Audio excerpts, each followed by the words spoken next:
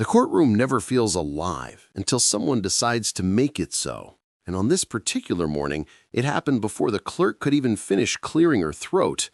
The benches were filled with the usual mix, people clutching folded papers like lifelines, a few whispering hurried explanations to family members, others staring straight ahead as if eye contact itself might cost them money.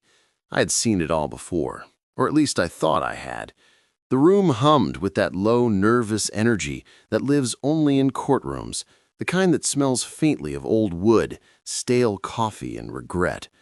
Judge Caprio sat at the bench, calm as ever, glasses perched just right, hands folded loosely as if he were listening to music only he could hear.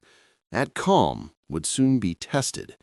The case was called, a simple traffic matter on paper, the kind that usually lasted 3 minutes and ended with a gentle lecture and a reduced fine. The defendant stepped forward, and from the way his shoulders were already tense, I knew this wasn't going to be simple. He was middle-aged, dressed neatly enough, but his jaw was locked so tightly it looked painful.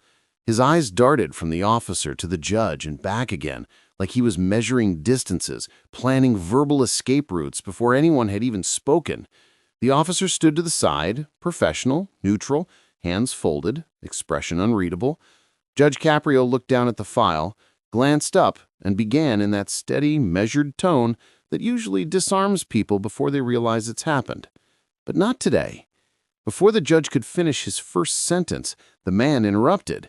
Not loudly at first, just a sharp, impatient sound like a match being struck. "That's not what happened," he said, already shaking his head. The room shifted. A few people leaned forward. Someone in the back stopped whispering mid-sentence. Judge Caprio raised his eyes slowly. Not annoyed, not surprised, just attentive. He gestured gently with one hand, a small motion meant to slow things down.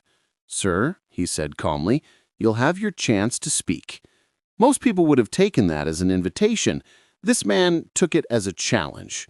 "It's always like this," he shot back, his voice rising. "You already believe him. You don't even want to hear me." His words came fast now, tumbling over each other, frustration spilling out unchecked. The officer shifted his weight slightly, not defensive, just aware. Judge Caprio leaned back a fraction, still composed, still listening. He didn't interrupt again. He let the man talk. And in that silence, the man mistook patience for weakness. The story poured out in jagged pieces, accusations about unfair stops, complaints about tickets piling up, claims that the system was stacked against him. His hands moved constantly, slicing the air, pointing, clenching into fists and releasing again. The volume rose with every sentence, each word sharper than the last. The courtroom felt smaller, tighter, like the walls were inching closer to contain the noise. I could feel the tension ripple across the room, everyone waiting for the moment when the judge would finally raise his voice. But Judge Caprio didn't. When the man finally paused, more out of breath than restraint, the judge spoke softly. Too softly, some might think, for a moment like this. "Sir," he said, "I hear that you're upset." Just that. No lecture, no warning, just acknowledgement. It landed oddly like a question mark where an exclamation point was expected. The man blinked, thrown off balance for half a second. Then his frustration surged again, filling the gap.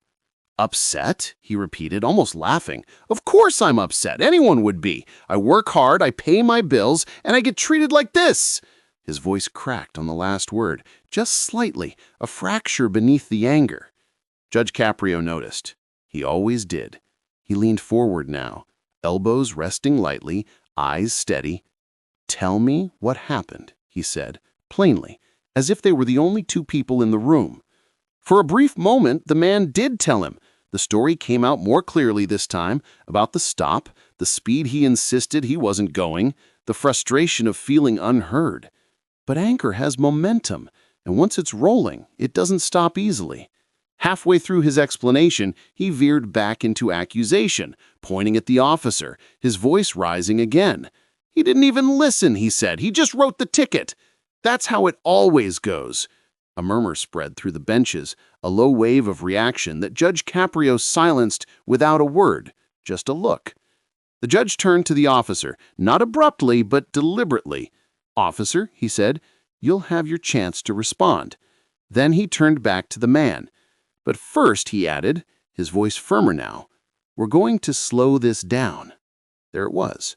Not anger, not authority for authority's sake, but control, the kind that doesn't shout because it doesn't need to. The man scoffed, shaking his head again, but he didn't interrupt this time. Judge Caprio continued, carefully, each word placed with intention. "When voices get raised, nobody hears anything. Not you, not me, not the officer. And this court is about hearing." He paused, letting that settle. "So we're going to do this one step at a time." You could feel the room exhale just a little. The tension didn't disappear, but it shifted. The man's shoulders dropped a fraction, though his jaw was still tight. Judge Caprio asked a simple question about the speed limit on the road in question. The man answered curtly at first, then with more detail as the questions continued. The judge listened without interruption, nodding occasionally, never rushing him. It was subtle, but the volume dropped, the pacing changed, the argument began to lose its heat, replaced with something closer to conversation. Then the officer spoke. Calm, factual, brief. He described the stop, the radar reading, the conditions. No embellishment, no defensiveness. The contrast between the two accounts hung in the air, and the man bristled again, ready to jump back in. Judge Caprio lifted one hand, not sharply, not as a command, but as a reminder. "One moment," he said. The man stopped himself, breathing hard, eyes fixed on the bench. This is the hard part, and now his tone carried something deeper, something personal. When we feel wronged, it's easy to feel like we have to fight to be heard, but fighting doesn't always help your case. He looked directly at the man. "Right now, the most important thing you can do is let me do my job." The words landed heavier than any reprimand. The man swallowed, looked away briefly, then back again. His voice, when he spoke, was lower. "I just want this to be fair," he said. "No accusation this time, just a statement." "And that," Judge Caprio replied, "is exactly why we're here." For a moment it felt like the storm had passed. The room was quieter, the air less charged. Judge Caprio glanced down at the paperwork again, reviewing details, asking one more clarifying question. The man answered without interruption, his hands now still at his sides. It was working. Order was being restored piece by piece, not by force, but by patience. And then, from the back of the courtroom, someone laughed. It wasn't loud, just a short, incredulous sound, but in the silence it cut like a knife. The man's head snapped around instantly, eyes blazing, anger reigniting in an instant. "What's so funny?" he shouted, turning halfway towards the benches. The room froze. Judge Caprio's eyes lifted slowly from the file, his expression changing, not angry, but serious now, in a way that demanded attention. "Sir," he said, his voice steady but unmistakably firm, "turn back around." The man hesitated, caught between embarrassment and fury, then faced the bench again. Judge Caprio didn't look at the person who laughed. He didn't need to. His focus was entirely on the man before him. "This is what I mean," he said quietly. "It doesn't take much to set things off again." The man clenched his fists, then released them, breathing through his nose. "I'm trying," he said, almost through gritted teeth. It wasn't an excuse. It was an admission. "I know," Judge Caprio replied, and in those two words there was understanding, but also expectation. "And I'm going to help you, but you have to meet me halfway." The judge leaned back, hands folding again, the posture of calm authority fully restored. The room followed his lead, settling into stillness once more. The argument wasn't over, not by a long shot, but it had changed shape. What began as a heated eruption was now something more controlled, more deliberate, balanced on a knife's edge between resolution and relapse. And as Judge Caprio prepared to deliver his next words, you could feel it. The sense that whatever happened next would decide whether this courtroom returned fully to order or slipped right back into chaos. The silence that followed Judge Caprio's last words wasn't empty, it was weighted. The kind of silence that makes people aware of their own breathing, of the way their shoes touch the floor, of every small movement they didn't notice before. The man stood there, shoulders squared but no longer rigid, eyes fixed on the bench as if looking away might undo the fragile calm that had been rebuilt. Judge Caprio let that silence exist for a few seconds longer than felt comfortable. He understood something most people didn't, that quiet, used correctly, could do more than shouting ever would. He glanced down at the paperwork again, not to avoid the man's gaze, but to signal that the process was still moving, that order had not been lost. "All right," he said finally, his voice even, grounded. "Let's finish this the right way." The man nodded once, stiffly, as though bracing himself. The courtroom leaned in collectively, the audience to a conflict that now felt less like a spectacle and more like a lesson unfolding in real time. Judge Caprio began asking questions again, but now they went deeper, not just about speeds and distances, but about timing, about the man's state of mind that day. "Were you in a hurry?" he asked. The man hesitated, then answered honestly. "Yes," he said, "I was late for work." It was a small admission, but it cracked something open. The judge nodded, acknowledging the truth without judgment. "That happens," he said, "to all of us." The words weren't dismissive, they were human. The man's jaw loosened slightly, the fight draining out of his posture.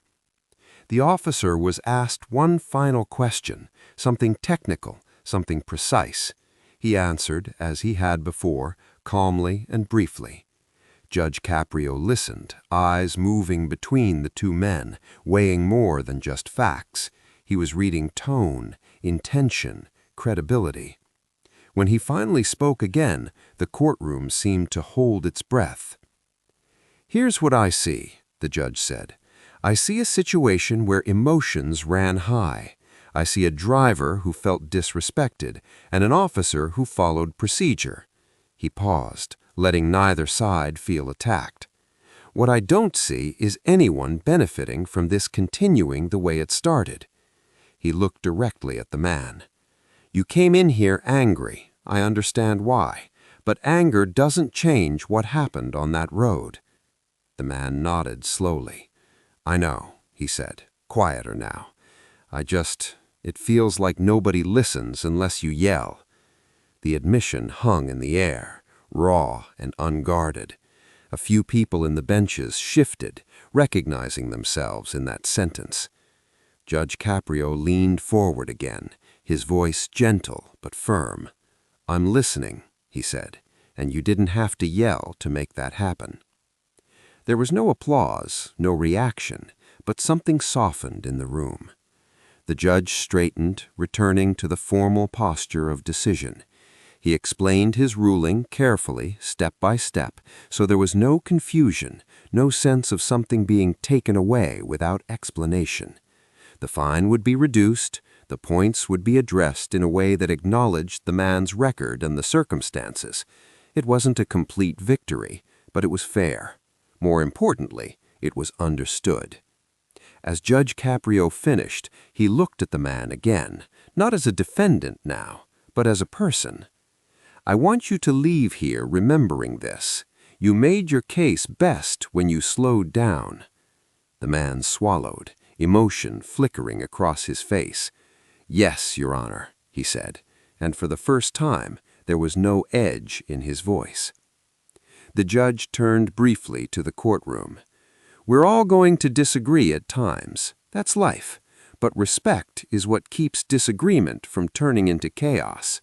It wasn't a lecture. It was a reminder. Then he nodded to the clerk. "Next case." As the man stepped away from the podium, he didn't storm off. He didn't slam doors or mutter under his breath. He walked back to the benches, slower, steadier. The tension that once defined him, now replaced by something like relief. The officer returned to his place, posture unchanged, professionalism intact. The courtroom reset itself, ready for the next story, the next conflict. But something lingered. The people in the room carried with them what they had just seen. Not a shouting match, not a dramatic showdown, but a transformation. A heated argument had broken out, yes, but it hadn't been crushed by authority. It had been guided, redirected, brought back into order by patience and clarity. Judge Caprio took a sip of water, adjusted his glasses, and prepared for the next case as if nothing extraordinary had happened. But everyone there knew better. They had watched chaos approach the bench and be turned away, not with force, but with calm. And in that quiet victory, the courtroom found its balance again.